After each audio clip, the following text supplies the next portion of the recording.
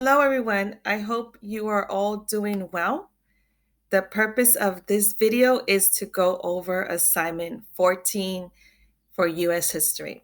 So if you're already in U.S. history and you click where it says materials and you scroll down to assignment 14, this is the assignment we will be working on today, or in this video rather. Okay. So if you click on assignment 14, and you scroll down, you will see two links. The first link is the class link. You could click on that one. It's what I'm going through in the video right now. And the second link is a link in Spanish. So I'm just going to speak Spanish for 2 minutes. So for those of you who don't speak Spanish, give me some time. Okay. Si hacen clic en este enlace, te da el documento en español. Okay. So aquí ven, si quieren durante el video leerlo en español, está bien. Okay. Como les dije antes, si van a Tools, en cualquier documento, y van donde dice Translate Document, escojan un lenguaje. Okay. Si van donde dice Spanish, and Translate le traduce todo el documento. Okay, perfect. All right. So once you click on you open your document. Okay, we're going to do this assignment together. Okay, so we're going to do the 1920s. Yay! What are the 1920s? The 1920s are a fun, crazy time. So remember, we have to put events in order to understand them. So the event we just spoke about was World War One. And during World War One, there was a lot of fighting. It was quite miserable time period. So imagine, imagine putting yourself in a soldier's point of view, living in trenches. Things were rationed. Things were financially unstable. So there was a lot of hardship. So 1920s is very different. 1920s, the war is over and they just want to dance and sing. And you see this jazz band here. You have big cities. There's a lot of prosperity.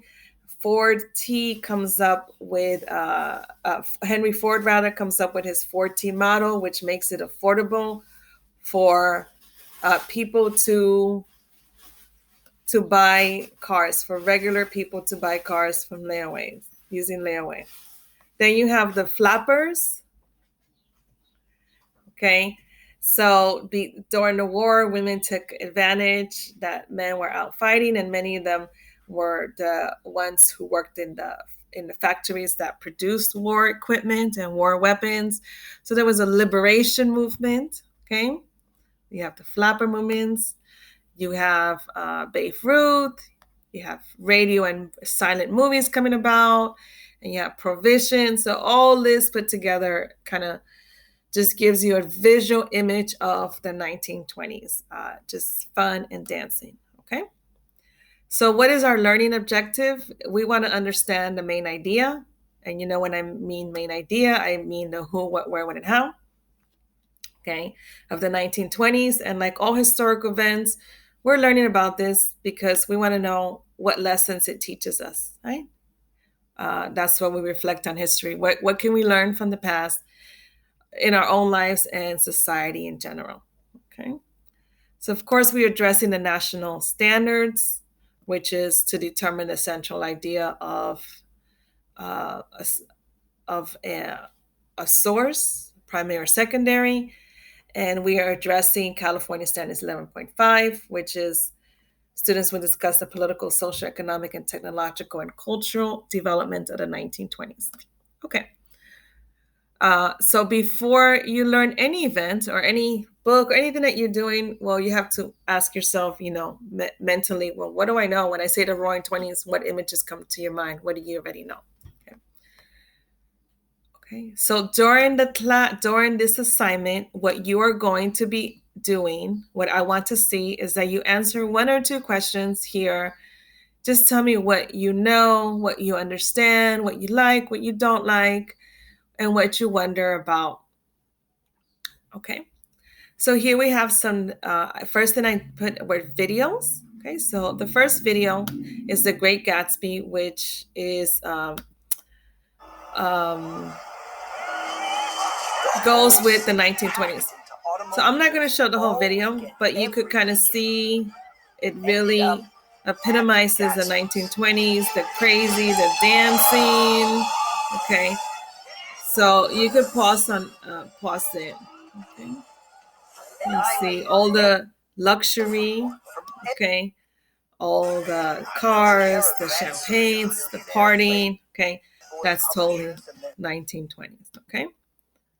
Uh, okay. And then you could click on the Charleston dance, very fun dance. Okay. Duke Ellington, great song right here. It don't mean a thing. I love it. I know it's in 1943, but Duke Ellington is from the 1920s. Okay. Charlie Chaplin, silent movies. It's, you could watch it, it'll get a good laugh. And about how women got the rights to vote, or just basically Schoolhouse Rock. And one of my absolute favorite poems by Langston Hughes, "Let America Be America." It's this poem is, I'm often referring to it. It's so knowledgeable. Okay, so once you watch all these videos, all I want you to do is right here. You're just gonna answer something like, "Oh, I liked the dresses in Great Gatsby," or "I was dancing in Charleston," or "Charlie Chaplin made me laugh," or you could say something like, "Why did they confuse Charlie Chaplin with Hitler?" or anything like that. Okay, so here just write a little anything, so I know you're interacting and you what you're understanding. All right, so now let's discuss the who. Okay, let's start with the who. All right, so the first people, and this again, I got this information from the Khan Academy, the transcript. So this is textual evidence. Okay, so according to Khan Academy, the flappers are young women with bobbed hair and short skirts who drank smoke and said what might be termed unlady things, in addition to being more sexually free than previous generations. Okay, so it wasn't that. I've often heard students say they're prostitutes. No, they're not. What it was a political movement that women uh, had. So usually the way you dress, look at your generation, how do you dress as a form of protest? Okay. So what happened here is that women, or their former protest was that they cut their hairs really short. And why is that such a big deal? Today we see women with short hair all the time. But back in 1920s, it was a big deal because when women had short hair, it was because they were they were punished if they were thought to be adulterous or didn't obey their husbands. They were forced. Husbands would often cut their hairs really short, so they were afraid to go out because if you go out in the street with short hair, people would they would spit at you. Um, so if a lot of women are doing it, then it's a form of protest. Okay, so you have the flapper movement in the 1920s of women uh, feeling liberated because they were working during World War I and they earned money. So now they feel like they're more free. And of course, women in 1920s get the right to vote. Okay, the second group of people that I want to discuss in the 1920s are the gangsters. Okay, the Al Capone, okay, and the mobsters of the 1920s. And why are they mobsters? Well, they were drug dealers, but back in the days, it wasn't drugs, it was actually alcohol. So the 18th Amendment to the Constitution, the 18th law to the Constitution, made making alcohol illegal. Okay, making alcohol for consumption illegal. Okay, so of course you still have like pharmacies had alcohol or what have you, but here, if you had alcohol for drinking, then the cops will come and take the alcohol that you made at home and they would just dump it because it was illegal. So, I mean, think back when marijuana was illegal and people still did it in their homes. So that's called bootlegging. Okay. So people would bootleg alcohol in their homes. Okay. So where would people drink if it was illegal? Well, you had these underground bars. And what I mean underground, yes, some of them were in the basement, literally underground, but underground also means illegal. So you have these underground bars, and there's still some in LA. I think there's one in the what do you call in the train station. Okay, that oh my goodness, down by Placita Vera across the street, there was a famous speakeasy. So it just lets you know how the government was also involved in these illegal bars and bootlegging of beer. So um, yeah, so you had a secret knock and you went in. Those are the speakeasies. So the second group of people um, were the gangsters and bootleggers. Okay, yeah. So alcohol was illegal from 1919 to 1933, according to the 18th Amendment. Double check my source there. Okay. Oh, so this is interesting. If you take a look at this video, it just talks about how the government purposely poisoned some alcohol just to find out who was involved in the illegal trading. So if you have time, you could look at that video. It's quite interesting. The third group of people, rather, I would like to discuss, or big part of the 1920s, were African Americans during the Great Migration movement, the 1920s. Um, was quite a change for them. So remember when we spoke about the experience of African Americans during U.S. History Part One, or when they first came here in the 1600s, they mostly settled in these southern, southeast regions. Why? Because it's hot and humid, and this is where you could grow the tobacco and the sugar and the cotton. So many of them came here forcefully as slaves, and they would work in the fields. But what happened in 1914, you have cities that converted their factories from making cotton and clothes and all kinds of textile to making war equipment.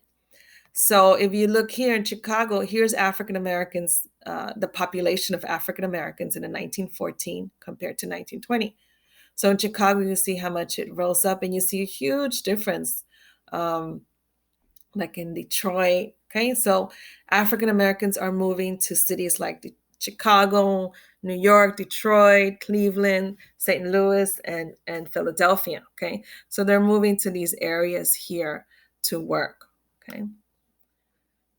So imagine here you see a Southern family, okay, going in and just taking all their belongings to make a new life in the North, very different in the South with weather. There were some primary sources there, okay, about how their life changed dramatically. And here you see them in Harlem, which is part of New York City.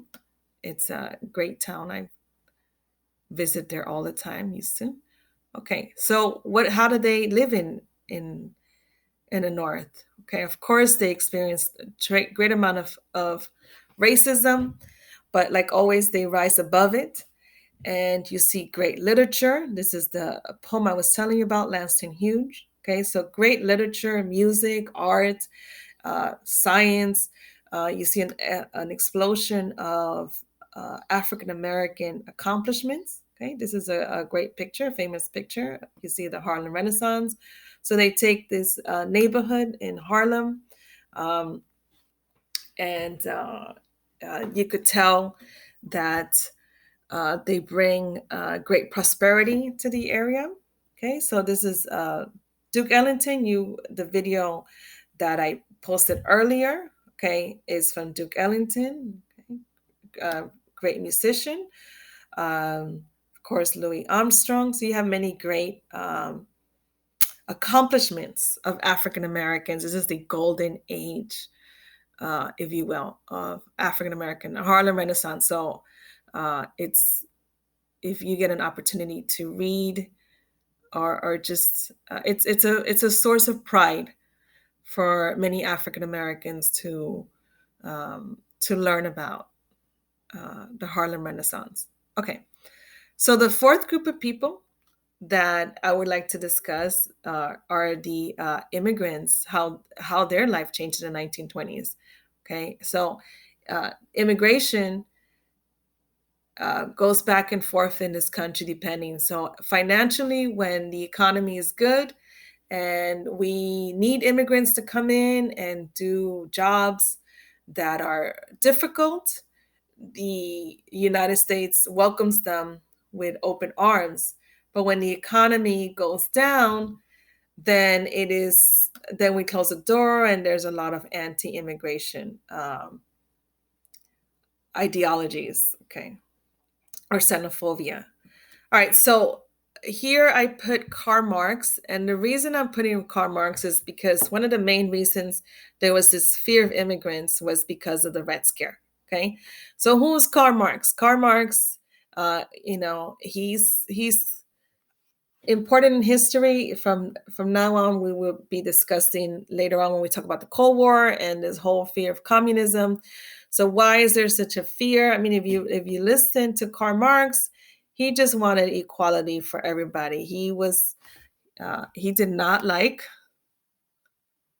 uh, factories treatment of its workers. So he said, "This is not fair. I just want everyone.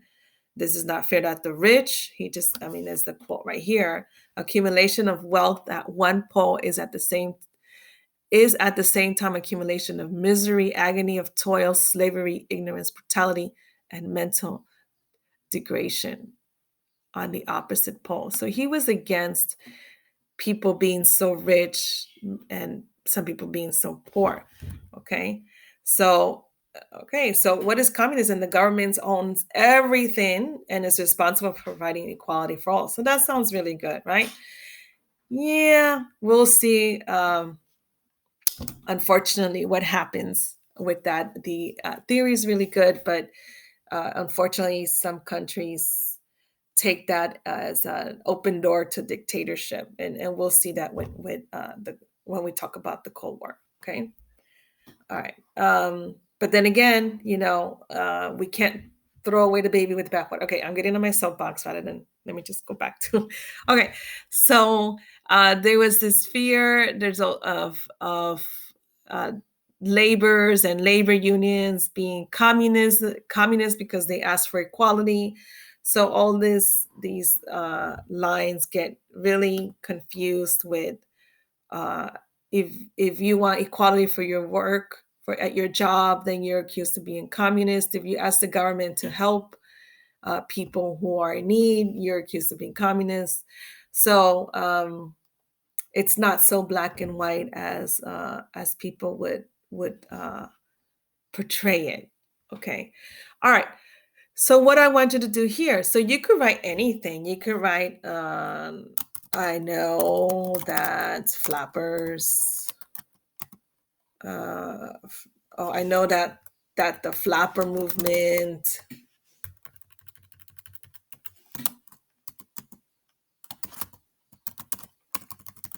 was a form of protest. Okay, anything that that you want. Okay, and then you can say, I wonder what their parents thought about it. Okay, and usually teenagers in every generation, parents complain about teenagers because teenagers they're going into adulthood and they're inheriting the the position of, okay, now I'm in charge, I'm going to be the adult. um, so they see what they like and don't like. So here we see the flapper movement maybe was a form of protest with the way females were treated before. Okay, and you could write anything like, oh, I was always interested in Al Capone. I see a lot of T-shirts of him. Why are people so obsessed with Al Capone? He was a gangster. Why do people like him? Because he rebelled against the government. Was he good? Was he bad? So you could talk about that. Okay, anything there. Okay. You could say something about, oh, I'm really interested in learning about the Harlem Renaissance, or I really like the Harlem Renaissance. I love jazz music. When I was playing jazz music in some of my periods in a class, you could tell students were enjoying the music. You could say that if you're a musician, you could mention anything there, or you could also mention about your opinion about communism. I think it's good that the government helps people out, or I think the government should not be helping people out so much and taking control of things. Anything right there. I'm just asking for one or two sentences that you could write it right now. Okay, and then you could always pause. All right, now what are the 1920s? Well, the 1920s was an age of dramatic social and political change. Yes. Why? Because, of course, the war is over.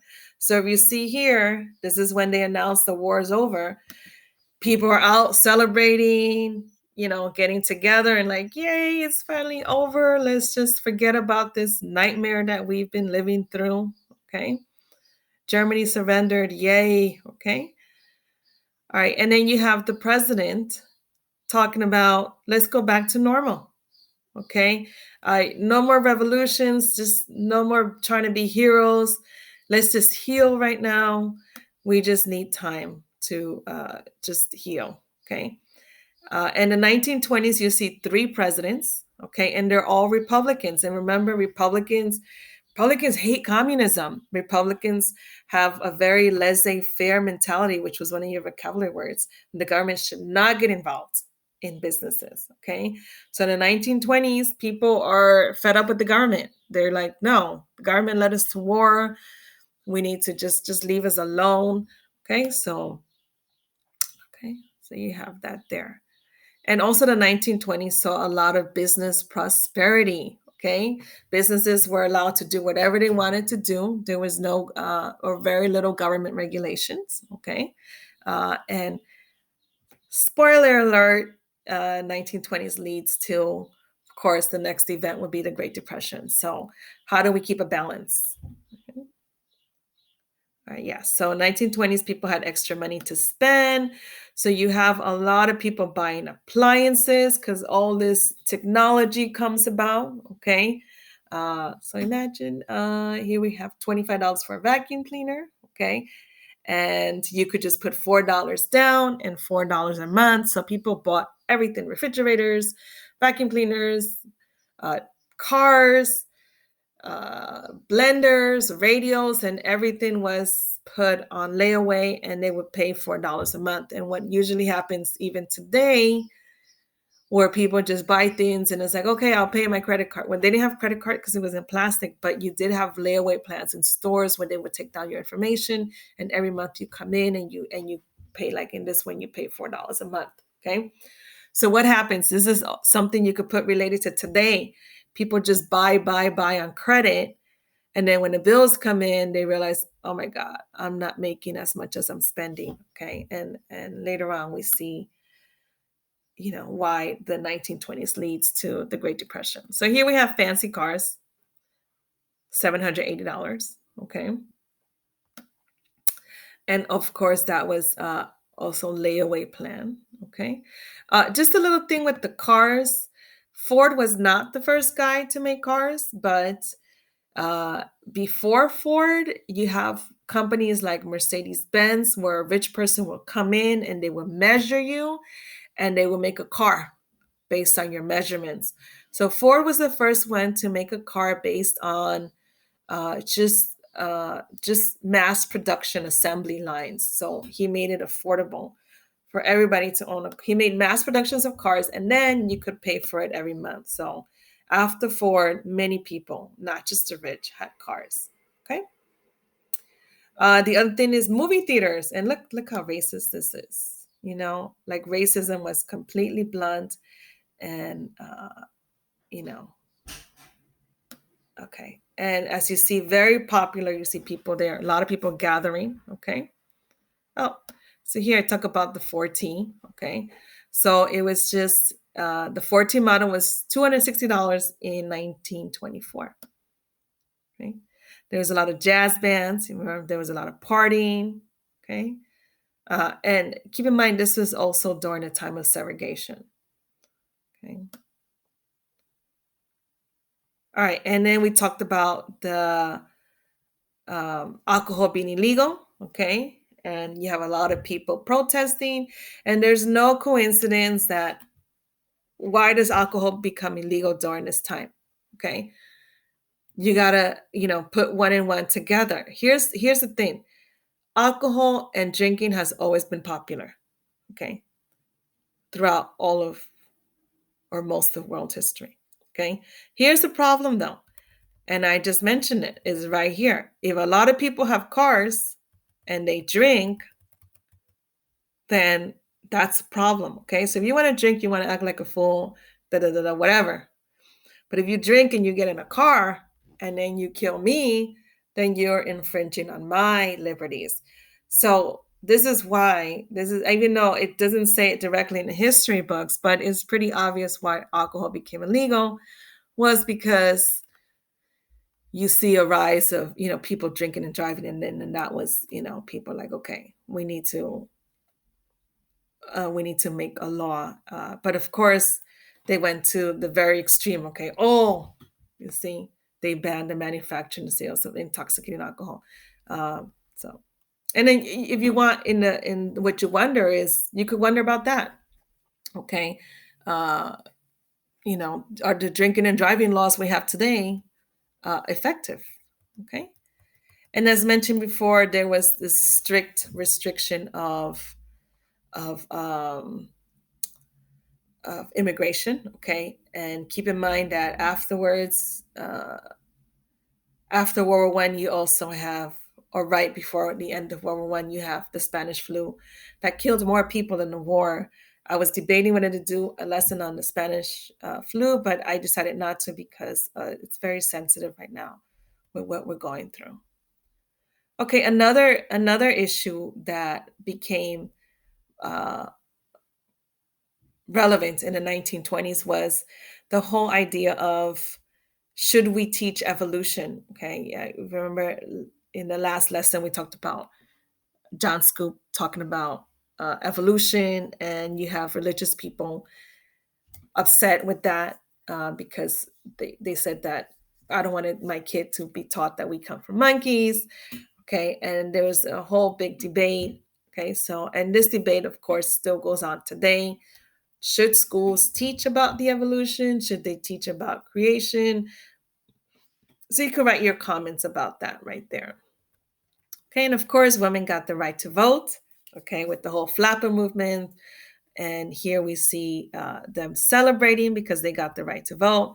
And here we see women voting for the first time in US history.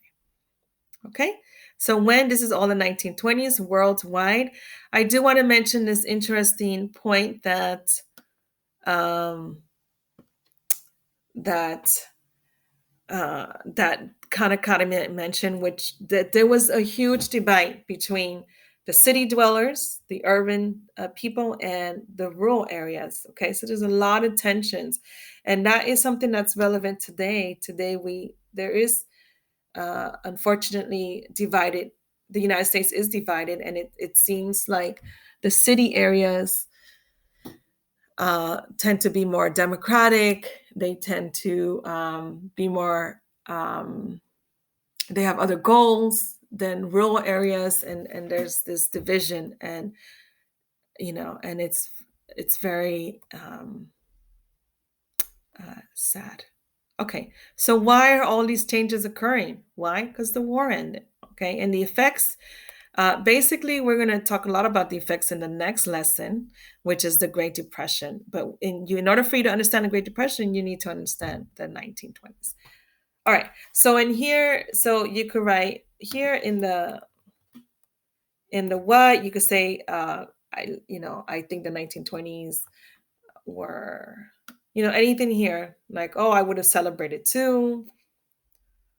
Okay. All right. That's what. Okay. The when, obviously, you're not going to put anything here because what can you put, right? Yeah, it's the 1920s. Okay. Nationwide, you could mention something here like compare, is it a lot like today? It is a lot like today where you have uh, division between urban areas and city areas. Okay, and World War One ended. I don't think you can write anything there. Okay. All right, so now the effects. Okay, and yeah, you don't have to answer anything there. Okay, so now let's talk about um, how you're going to answer these questions. Okay, so I want you to describe your life if you lived in the 1920s, and you could pick one. Okay, you could pick a woman, so you could talk about, oh, if I was a woman in the 1920s, I would have cut my hair short. I would have been a suffragist. I would be happy to vote for the first time. If you were an African American, you could say, oh, my family would have moved from the South to the North because of a job, and now I'm living in Harlem or I'm living in Chicago, and I like you could say, oh, I prefer living in a farm, or I like living in the city, and I love listening to jazz and reading about uh, great role models. You could say something like that.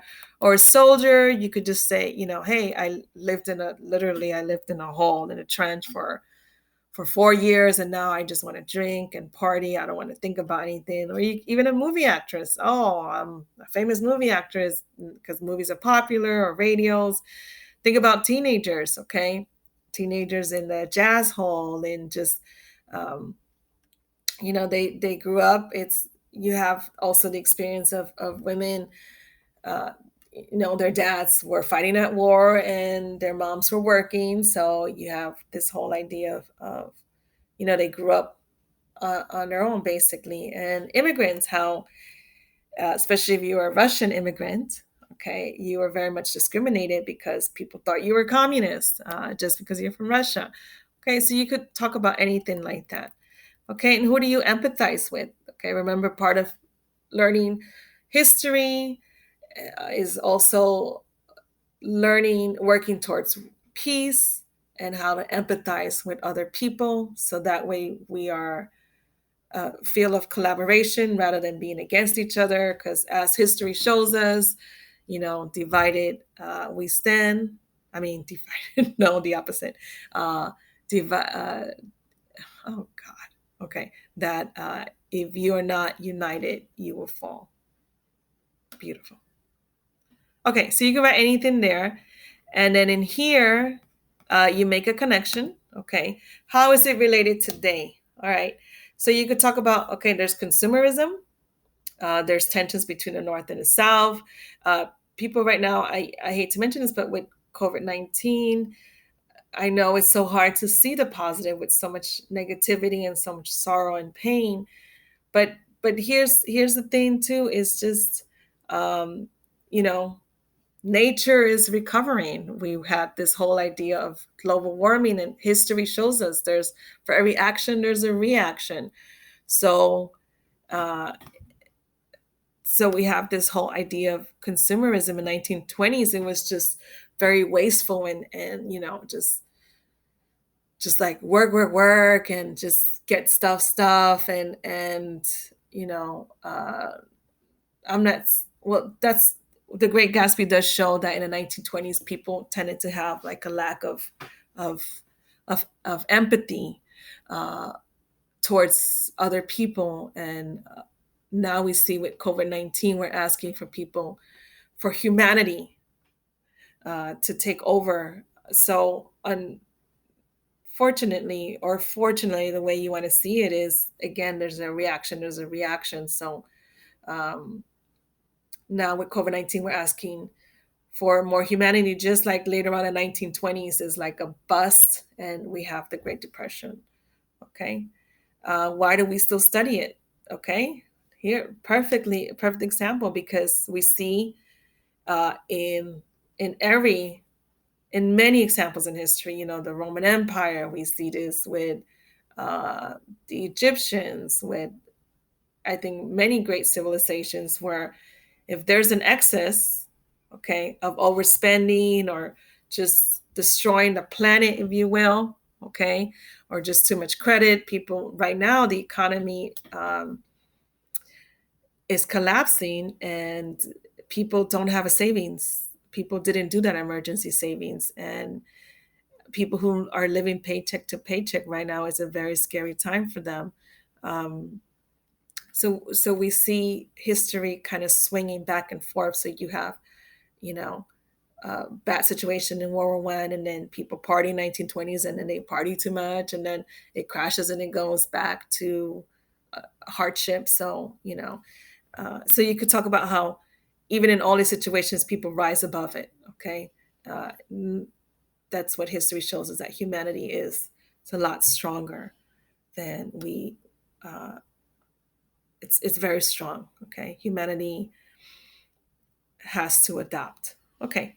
All right. So here you have just what did you find interesting about the 1920s? What did you like? I like the music. I love Duke Ellington. I like, all this dancing, or I like the flappers. I like whichever. Okay. And what did you not like? And you could say, oh, I don't like the whole, you know, overspending, or just the lack of humanity, or whatever. Or you could say, how's it relevant to your life? Well, here's a lesson I want you to get from the 1920s. Okay, we have to learn to budget. We can't overspend. We can't have excess, because it cannot be me, me, me, me, me, me. Because later on, for every action, there is a reaction. And that's what history shows us. Later on, we'll see how all this creates the Great Depression. Okay. In regards to the reading, you could just read that on your own. I also, in the last video, showed you how to use the natural reader, how to put that extension, and uh, it'll read it for you. Okay. Because I don't want to bore you by reading it when you could read it on your own, or if you want with the extension, you could get this and it reads it.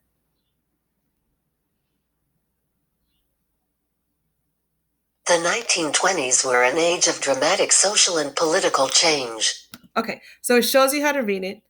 Okay, so this is assignment 14. If you have any questions, you could see me on Wednesday for my office hour, or you could email me. Okay, so all I want you to do again is I just want you to answer all the highlighted part, just interact with the text, enjoy it, enjoy learning history. Take a look at those videos, they're cool.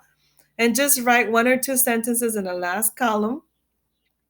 Okay, and then I just want you to answer all the questions, the main idea, the who, what, where, when, and how. Okay, and I already answered those, but just put something on the side.